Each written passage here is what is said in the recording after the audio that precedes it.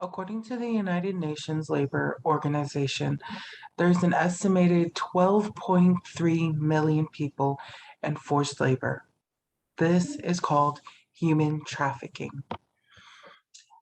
And a lot of people may not know this. I had not known this until I did my initial research, is that Washington is one of the leading states in circuit with many other states in recruiting, transporting, and selling people for labor. My purpose is to inform you so that you will know what it is, who is in danger, and the signs of human trafficking.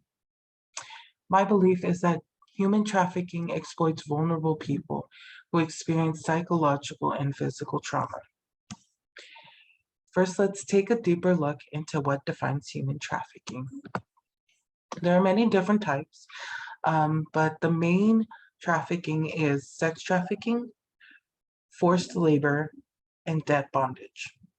Now, the federal law states that sex trafficking, in which a commercial sex act is induced by force, coercion, or in which the person induced to perform such an act is under 18. Debt bondage is another form in which an individual is forced to work in order to pay off a debt.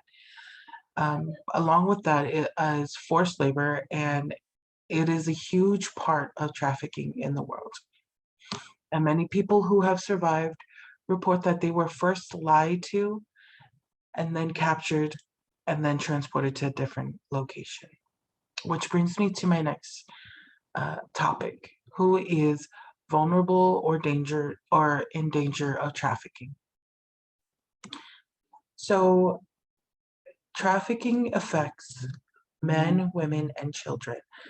But it typically affects women and children at a higher rate. According to the Human Rights Commission, girls make up 80% of the people trafficked transnationally. Yearly traffickers exploit 1 million children in the commercial sex trade. Survivors may have experienced profound trauma, lack linguistic skills in the country of their escape, and struggle with basic functioning after being trafficked in. The FBI estimates that the global slave trade makes about $9.5 million a year. This means that sex trafficking is a profitable business, and there are many, many victims. And many times we don't know who has been a victim, which brings me to my next point. What are the signs? And if you take a look at this PowerPoint, the first sign is someone who has no control over their identity.